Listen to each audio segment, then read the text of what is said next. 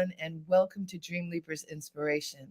Thank you so much for joining me today. I hope you all are doing very, very well and that you've been spending your time wisely.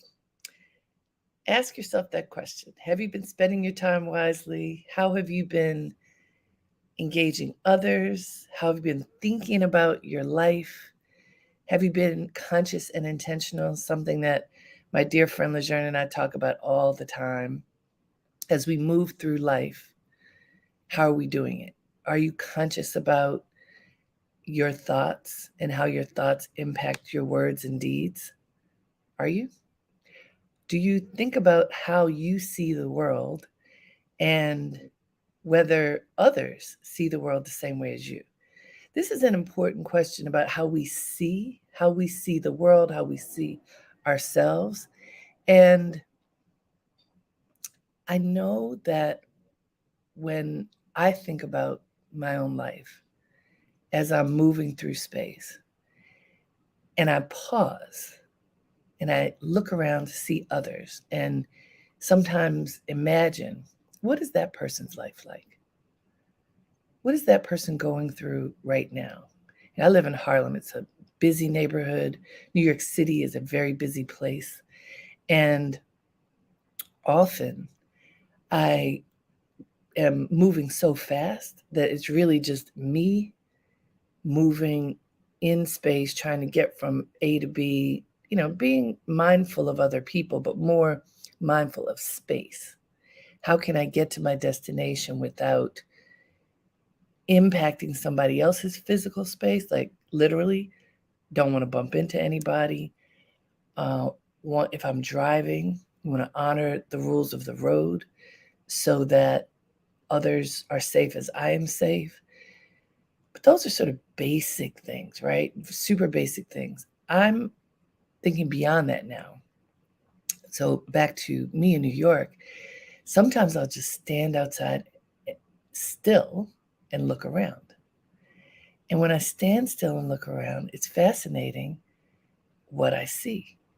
And as a child, I remember with my sisters sometimes imagining out loud what people's lives are like and traveling down an imaginary path of, well, I think that they're going to this place and this is what their family is like and this is what their job is and whatever it might be, imagining, conjuring up what someone's life is as it is different from my own. As I think about that today, I wonder how many of us take the time to step back, to pause, and to put ourselves in someone else's shoes. What are the challenges that these other people might face? What are the opportunities before them? What is their family like? What is their neighborhood like? What what constitutes their day?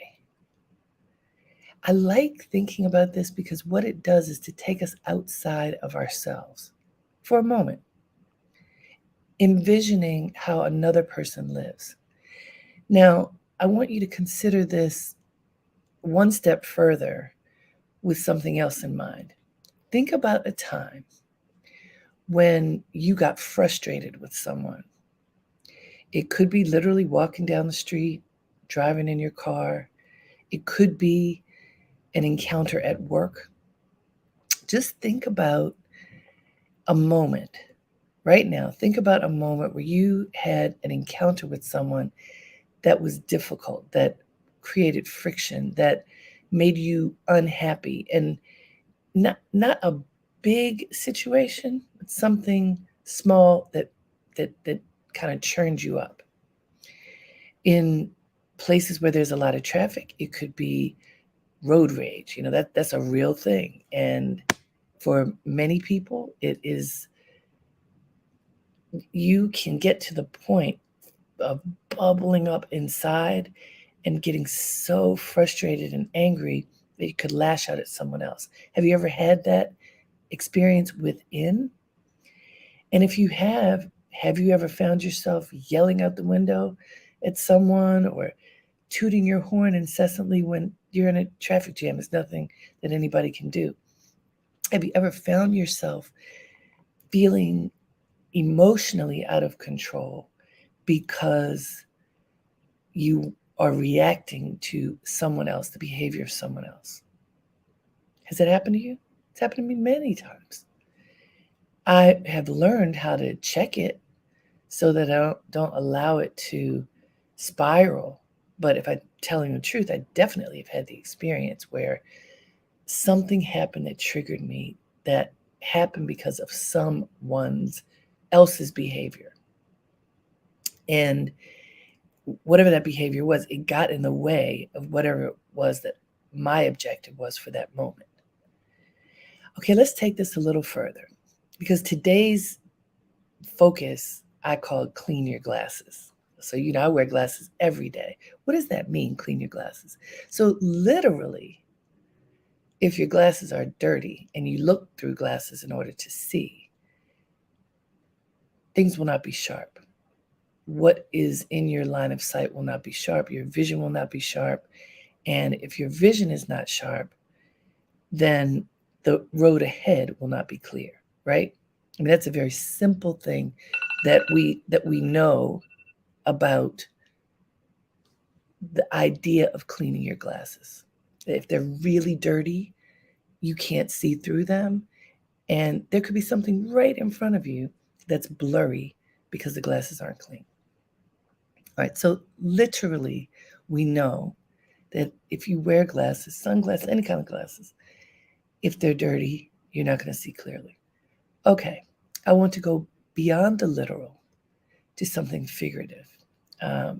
A wonderful spiritual teacher said to my community, and this is a paraphrase, but that in order to get to heart-to-heart connection with others, you have to change the prescription of your glasses.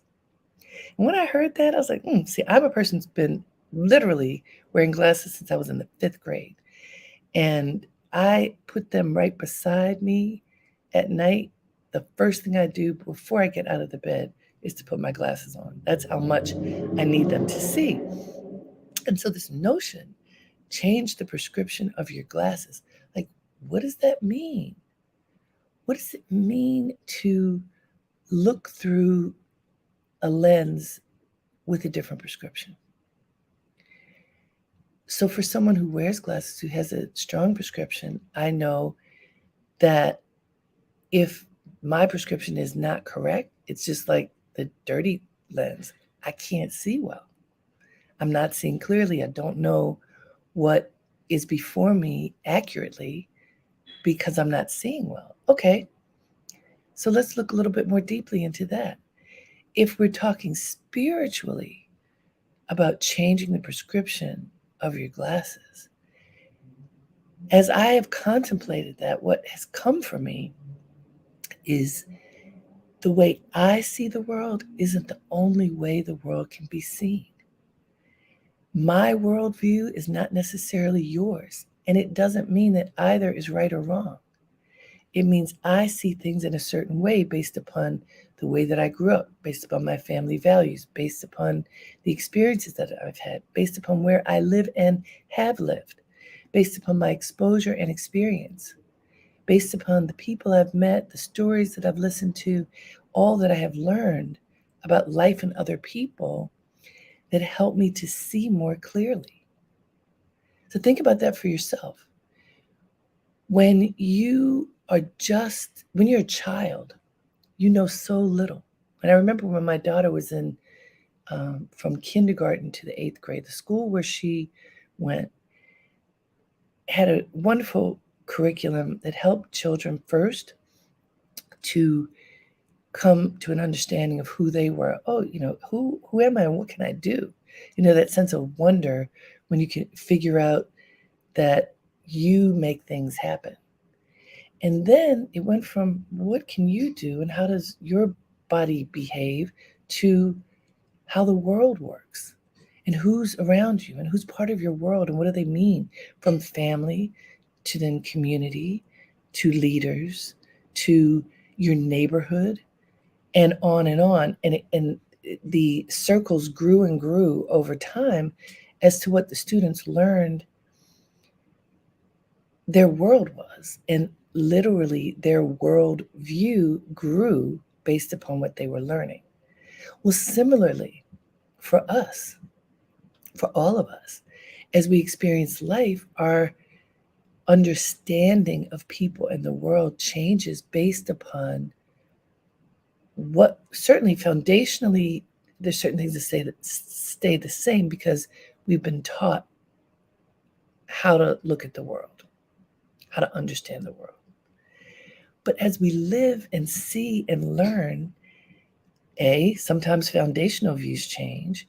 B, our awareness expands tremendously. And so that sense of changing the prescription of your glasses is something that makes sense. Well, if you know more information, then you tweak the way you see the world.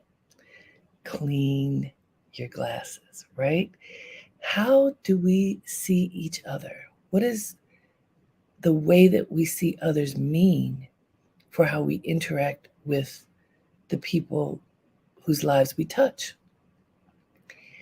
Why does it matter right now? Well, for those looking live or in the month of February, this is Black History Month.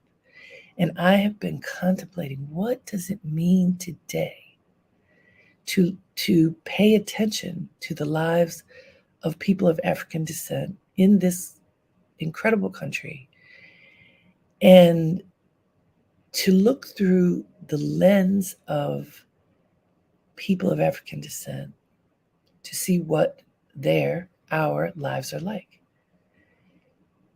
We certainly are not monolithic. There's so many different communities, ways of being that make up this dynamic community that we call the African American community. There are many ways that people view this community from the outside, right? There are so many opinions that people have about what it means to be Black, right? And who gets to have value within the Black community. And it's it's a puzzling thing when you think about it. How do other people get to define who has value? Unfortunately, the way that this country was created was based upon a system that did not value people of African descent. And we are still grappling with the residue of that, even in this year, so many years after the founding of this country. Do you care? I'm going to hope that you do. I'm going to hope that you care about everyone and that you would like to believe that you can look through clear lenses to see people for who they are. The challenge of that is that stereotypes and systemic racism and conditioning and false beliefs have been embedded into the fabric of our culture. So a lot of times people make assumptions about each other that just don't make any sense, except for that they've been baked in. So when ideas and beliefs are baked in, imagine going back to your vision. If you haven't cleaned your glasses in so long that there's stuff baked on and you really can't see clearly, how can you know what's in front of you, who's in front of you, how to engage with others if you can't see the truth, if you can't recognize the truth? How can you know how to move through space and be with other people and honor them for who they are if you are only looking through the lens of how you grew up and what you were taught and not considering who they are, how they grew up, what they were taught, the experiences that they have had to make them who they are? So we talk about this notion of worldview. Culturally, People have different worldviews based upon how they grew up, what their parents taught them, what the community taught them, what their experiences have taught them. And if you talk to people from different parts of the world, different parts even of the United States, where communities are so very different, you will find that the worldview that people have may be very different from yours. But does different make it wrong? Does different make it less valuable? I want to say absolutely not. Different makes it different. And being someone who lives in New York City, where there are people literally from all over the world here, and I meet many of them on a regular basis, I recognize that if I can be quiet for a moment, if I can be still and listen and pay attention and learn and have the willingness to consider how other people live and look through the lens of believing that there is value in whoever that is across from me, then there's opportunity for connection, for respect, for intimacy, for creativity, for productivity, for collaboration. It's amazing. How you view the world and others has everything to do with how you're going to be able to engage with them. If you are unwilling to consider the way that other people look at and live in the world, you will remain limited. I want to say to you, clean your glasses, take a different look.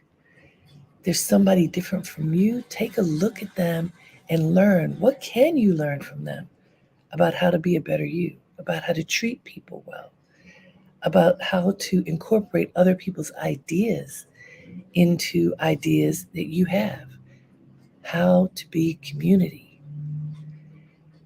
It's a wonderful experiment. And I want to challenge all of us to consider this. As you move through your day, pay attention to someone who you may not have paid attention to before. What is interesting about that person who's different from you?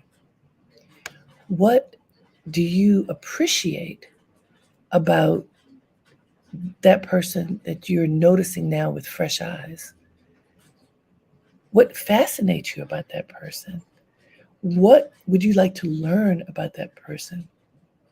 And then once you have that in mind, be aware of the fact that you are talking about another human being. So you're not talking about, a creature at the zoo. And I say that because as a Black woman, I can tell you how many people have come up and wanted to touch my hair or touch me, believe that they could ask me anything about my culture, no matter what the moment was, because I should be a representative for every Black person. That is not what I mean. In your curiosity about others, be respectful, be honorable, be an observer first. So check to see, is this a good moment? And when you approach someone, especially if it's someone that you don't know, but even if it's someone you do know, you want to ask, is this a good moment? I would like to talk to you. And you can share your curiosity. I notice some things about you that are different from me, and I'd like to learn more. If you ask with humility, you will often open a door. If you ask with self-righteousness, you often slam a door. If it's someone that you know, but you haven't paid attention to in the way that you think might bond you more meaningfully, be prepared to take it slowly. You can even say, we've worked together for so long, and I'd like to get to know you better. And I'd like you to get to know me better. And then you wait to see, is this a good time for that person? Does that person share your sentiment? Is there space to get to a place where through a fresh lens, through fresh eyes, you can interact with each other. This happens when people are ready. You can't push yourself on to someone else because as you are cleaning your glasses, they may or may not be cleaning theirs. They may have thought about this a long time ago and made an effort and you didn't notice. Who knows? But if you walk with the intention that you want to honor people by getting to know them, by being respectful of who they are, chances are you will create a window of opportunity to engage people with more meaning and depth than you may have in the past. Okay, so I looked for a quote that might reflect this sentiment. I already told you about changing the prescription of your glasses, but here's one that I found that I'd like to share with you. The lens through which you view the world will greatly affect the quality of your life. This is from Mike Sissel. I'll say it again. The lens through which you view the world will greatly affect the quality of your life. What does that mean? That's what we've been talking about. And I titled this moment for Dreamleapers Inspiration as Clean Your Glasses because I thought, well, it might be curious to some of you all. What in the world does she mean by that? If you can't see beyond yourself, beyond your life, if you can't even consider looking more broadly than whatever your way of seeing the world is, you're missing out on so much. It's kind of like the folks generations ago who thought the world was flat. So they were afraid they would fall off if they got to the edge of it. And then scientists were able to prove that the world is round, that the earth is round. And so we can go around it. There have been so many moments in my life when my eyes have been opened more broadly than I could ever have imagined. When I got to see into the experiences and challenges that other people have faced, and then I realized, wow, that person's life is different from mine. And yet I can learn from them. And the fact that I see that that person's life is different than mine proves to me that we are not all the same. Okay, we know that. I'm saying it out loud and you're probably like, really, Harriet? I know that we're not all the same. But what does that mean? How can you see others if you haven't challenged yourself to look beyond whatever the belief system is that you grew up with? And every time you push yourself to consider another person's way of seeing the same thing, you create space for growth. So let's use the example of going to an art gallery, because this is probably an easy example for you to get a sense of what I'm talking about. Most everybody's been to an art gallery or museum. Do you remember standing in front of a work of art, looking at it, and contemplating, what do I see? What does this mean to me? What reaction am I having to what I'm looking at? And then talking to somebody else, maybe the person next to you, maybe if you were in a class, fellow students or your professor, what does this piece of work mean?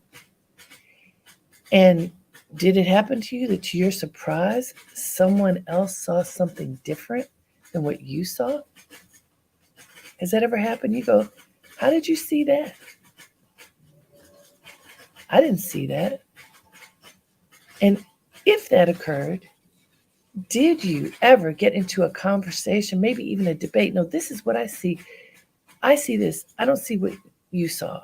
Or tell me what you saw. Let me try to look at it from your perspective. Have you ever had that kind of what I call a delicious debate about creativity? The debate can be a delicious debate if you recognize that the way you see something, the way somebody else sees something, both views are valid, even when they're different. Not easy to consider, not easy to discuss or debate, because you could dig your heels in and say, no, this is true, this is what I know, this is how it is, you are wrong. Many artists say they make the art and then they let the viewer interpret the art rather than saying, this is exactly what I want you to see and think, especially in contemporary art, abstract art. It's for the viewer to contemplate. There are psychological tests that are given, like the Rorschach test. What do you see in this ink blot? What do you see? And what you see may be different from what I see, and it says something about you. Does it have to say something that has judgment attached to it? Or could it just say something? What do you think about that? And taking that back to your engagement with humanity, your engagement with others. The way you see others is based upon all of the experiences and knowledge that you have collected and synthesized and processed up until this moment. Same for them. So you're bringing all that you are to the moment. They're bringing all that they are to the moment. And you two are not seeing in the exact same way. So if we go back to this quote, the lens through which you view the world will greatly affect the quality of your life. Imagine if also you are willing to learn what lens others are seeing the world through, that you talk to others about who they are, what they value, what a situation may mean based upon everything they bring to the table. This may sound esoteric, but it's fun and effective in work, in social settings, in conflict, to be sure. But when you think about it in work, for example, if you are facing a challenge and you're working with a team, you could be the person who says, it has to be done this way because this is what the boss said, or if you're the boss, this is what I said. This is how we solve this problem. This is how we complete this task. But if you're part of a team, what if other team members say, well, would you consider trying to do it this way?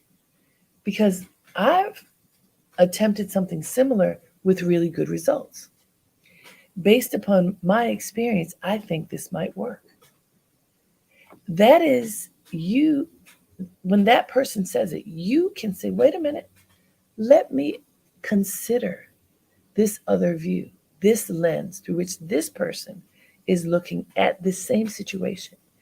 And if we choose to collaborate by listening to each other openly and with the belief that everyone has value, recognizing that the lens through which you see things may be different from mine, and creating space for us to share what we see and why, can you see how that can make such a more dynamic experience and very likely a better outcome?